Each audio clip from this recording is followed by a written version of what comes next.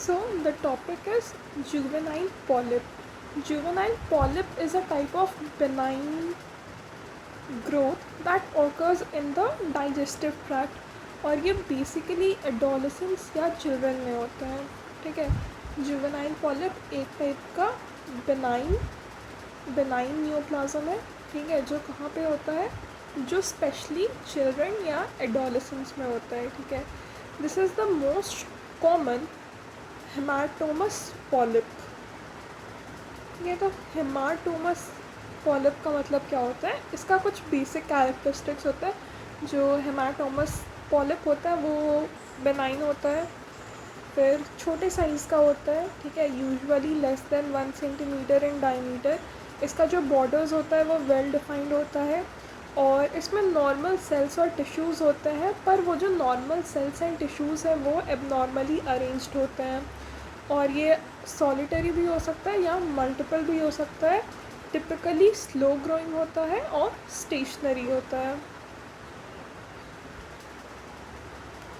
ठीक है. तो हेमाटोमस पॉलिप का मतलब क्या हो गया, ये एक टाइप का बेनाइन ग्रोथ है जो कि various part of the bodies में हो सकता है. Digestive tract, respiratory tract, skin में भी हो सकता है. ठीक है. और ये जो हेमाटोमस पॉलिप है ये disorganised mixture of cells and tissues होता है that are normally present in the affected area but are growing in abnormal way.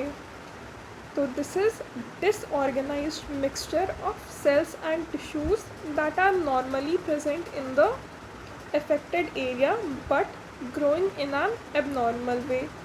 मतलब जो सेल्स और टिश्यूज़ होते हैं वो नॉर्मल होते हैं पर उनका जो अरेंजमेंट होता है, उनका जो ग्रोथ का पैटर्न होता है वो एबनॉर्मल होता है. ठीक है. इसमें जो सेल्स और टिश्यूज़ होते हैं वो नॉर्मल है पर उनका जो अरेंजमेंट है वो एबनॉर्मल है और ये छोटे होते हैं, स्पेरिकल या ओवल शेप के हो सकते हैं और ये पेडंकुलेटेड भी हो सकते हैं. ठीक है. और ये रेक्टम में पाया जाता है.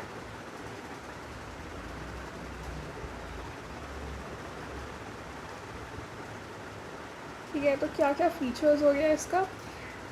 जुवेनाइल पॉलिप जो होता है वो तो बेनाइन होता है, मैलिग्नेंट नहीं होता है, बेनाइन होता है. फिर मोस्ट कॉमनली चिल्ड्रन में होता है and this is the most common hamartomatous polyp. Hamartomatous polyp का मतलब क्या है कि इनमें जो है वो नॉर्मल सेल्स और टिश्यूज़ रहेंगे पर उनका अरेंजमेंट एबनॉर्मल होगा और काफ़ी छोटे होते हैं ये. ठीक है. उतने बड़े नहीं होते हैं और इनका जो बॉर्डर्स है वो वेल डिफाइंड होता है और जनरली बहुत स्लो ग्रोइंग होते हैं, स्टेशनरी होते हैं.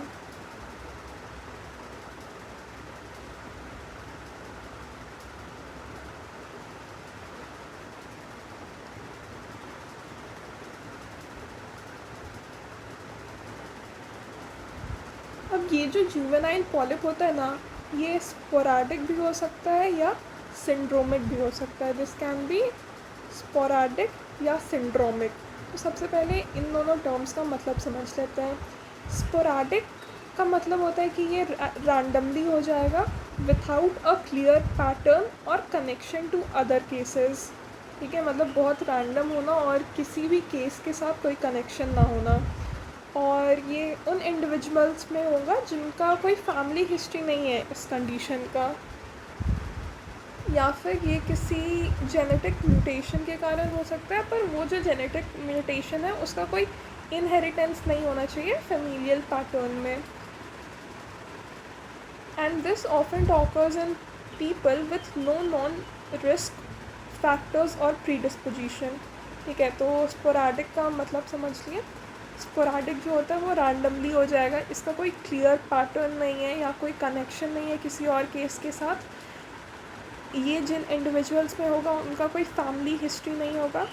ठीक है. ये जेनेटिक म्यूटेशन के कारण हो सकता है पर उस जेनेटिक म्यूटेशन का कोई फैमिलियल पैटर्न में इनहेरिटेंस नहीं होगा और ये जनरली उन इंडिविजुअल्स में होता है जिनमें कोई ऐसा रिस्क फैक्टर्स या प्रीडिस्पोजिशन ना हो.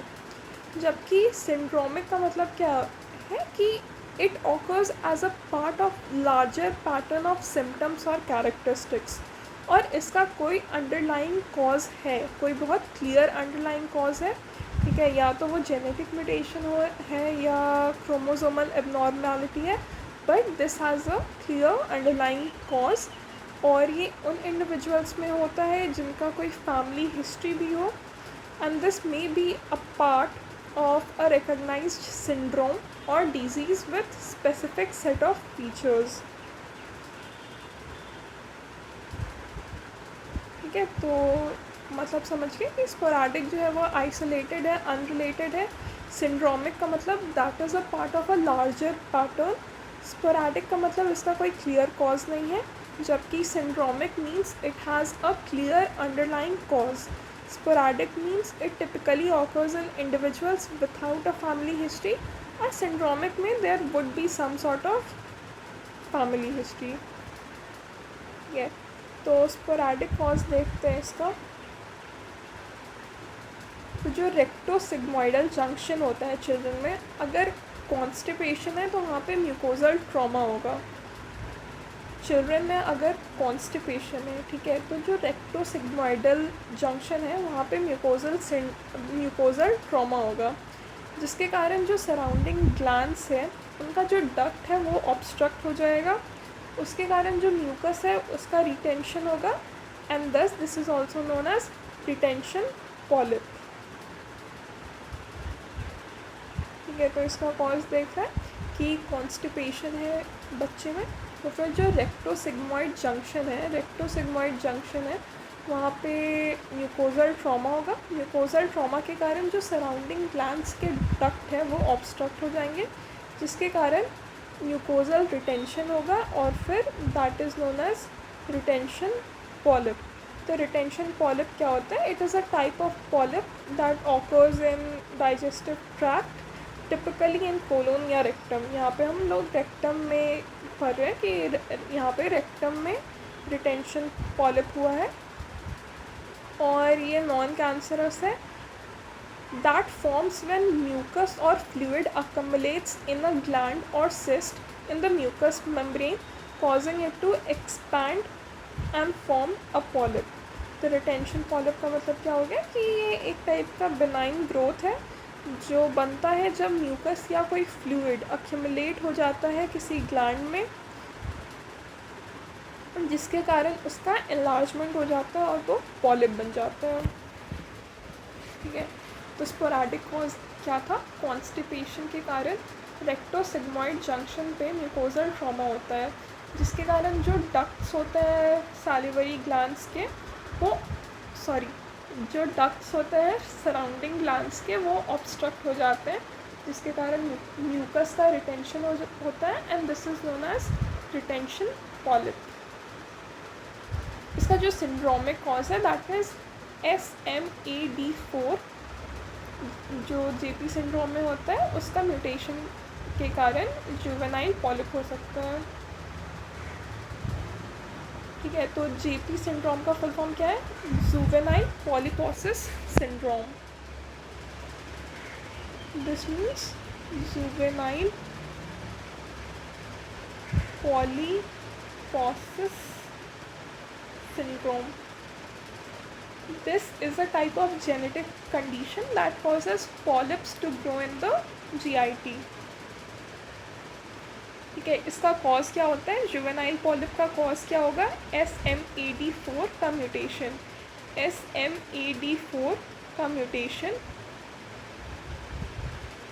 ठीक है, और ये पेरेंट्स से चिल्ड्रन में पास डाउन हो सकते हैं। SMAD4 का फुल फॉर्म क्या है? Mothers against decapentaplegic homolog 4। Mother against decapentaplegic homolog 4. This is a gene that provides instruction for making a protein called SMAD4. और ये जो प्रोटीन है it is a key player in the TGF beta, that is transforming growth factor beta signaling pathway, which regulates various cellular processes. ठीक है, और तो ये cause हो गया SMAD4. This is the syndromic cause. फिर ये जुवेनाइल पॉलिपोसिस देख सकते हो, ए में जुवेनाइल पॉलिप दिखाया गया है।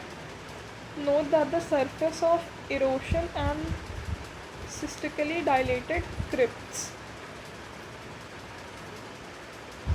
ये क्या है, ये जुवेनाइल पॉलिप है, ठीक है। This is the picture of a juvenile polyp.